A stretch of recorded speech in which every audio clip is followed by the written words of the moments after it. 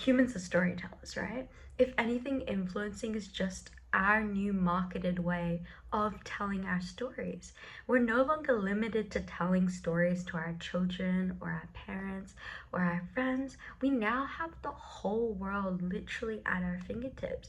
That's why I think it is honestly really heartwarming that we're even given the opportunity and even the encouragement to do so. But I can't lie, it gets so overwhelming because the pressure's on, right? It's like we can't catch a break from it. But honestly, I think there's no reason to really act surprised because it's nothing new, right? Back during our lockdown days, or maybe just after we got out of it, there was this huge craze of hustle culture. Like, you had to get it going, you had to be an academic weapon. Well, I think that was the main thing. Or if you were working really hard to get that promotion.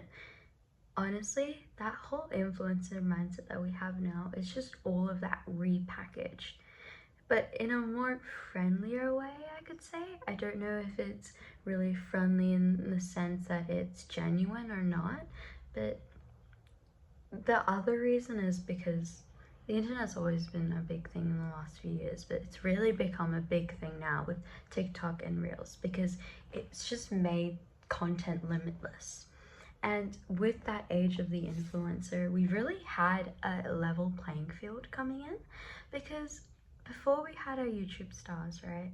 They had these fancy cameras, equipment, they had really good if they were gaming, they had really good gaming PCs. If they were reviewing makeup, they had really good makeup, like expensive makeup. But now anyone can literally just pick up their phone like I'm doing now, pick out anything they've got in their closet, or just yap about ideas, and boom, you've created something that someone else somewhere is actually going to be interested in. Even better yet, with everything, history repeats itself, right? Everything goes in trends.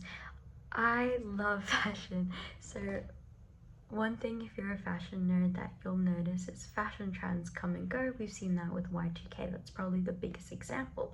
But one thing with the internet is that internet trends, even though the internet is so young, those come and go as well. So like I've said, hustle culture has been repackaged. But the other thing is storytelling. When Instagram first became a thing, I don't know if you remember, if you were even born then, but celebrities would literally post anything from to the dog that they were walking, and then suddenly one day it was just all filtered photos. Like, we couldn't really see an insight into our favorite celebrities' lives anymore. Um, Probably the biggest, not a big example, but an example is Emma Chamberlain. When she first started, she was that breath of fresh air, right? Because she was posting content as if she was the girl next door, and then suddenly, with fame, as you do, she changed as a person, and people were saying she wasn't relatable anymore. But in reality, she was just going with the internet at that time.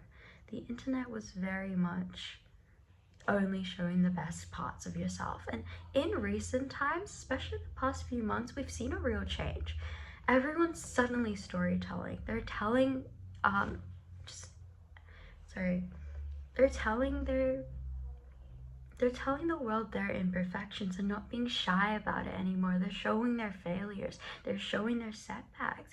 And with that, we've formed that real connection again, which is why influences don't so much seem like our typical defined influences of before. Influences now seem so much down to earth, as if they're just your friend from another country. And that's why I think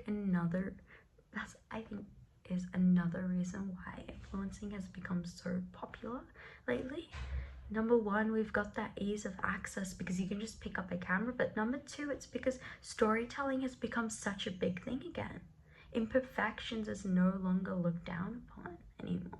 But lastly, as I was alluding to before, it is really just hustle culture repackaged, because everyone's saying, oh, quit your 9 to 5, or if you have a 9 to 5, what are you doing for your 5 to 9? The reality is, we don't need to be working every second of our lives to be successful or happy. And I feel like with anything, things can get really toxic when there's too much of it. Influencing culture can get really toxic when it gets to the point of you right here have to start making content, because otherwise you're wasting your life. You're wasting your life on that dead end degree or that dead end job, which is simply not true. The reality is, if you're really confident or passionate about anything, you will find a way to make it work. And that means you don't need to be posting yourself online just for that to happen.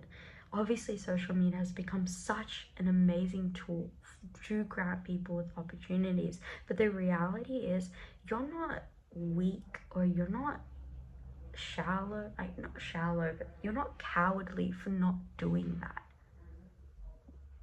An extra point really is that there's simply just a fear of missing out now.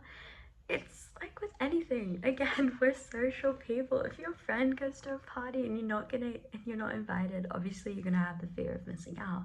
Same thing with social media. If your best friend is making content and doing really well, or just making vlogs for fun, you're gonna feel left out. You're gonna think, okay, why am I not doing this? What's so different about me? But the reality is, there is nothing wrong with you. Influencing has just become this new repackaged almost craze, really, that everyone's trying to jump onto. And it's really weird, because in the past it was diet culture. Like, just last year it was going to the gym. Everyone is going to the gym, and now suddenly it's influencing. I guess when you really break it down, it's not that strange, because, you know, if you look at things very much on a shallow level, diet culture, so dieting, going to the gym, being an influencer, and being able to be your own boss, those are very good things. You know, blanket wise, that's not the same, but they're very good things. But with everything, we end up taking it way too far, and I can 100% see influencing as being taken as something that's going to be taken too far this year. Just be careful, do what you want. As always, don't feel pressured by other people, especially other people that you don't even know. Like, girl, this random person that came onto your For You page, or just your page, you don't know them, you don't need to be listening to them if you don't necessarily agree with them. If you do, then that's great. Take that with you, take that message with you, but if not, discard it, because we can only hold so much in our brains. Social media is like an endless information dump. Really, do you remember the last video you watched? Probably not. Or if you do, you probably only remember like parts of it. Yeah, be careful out there. Bye.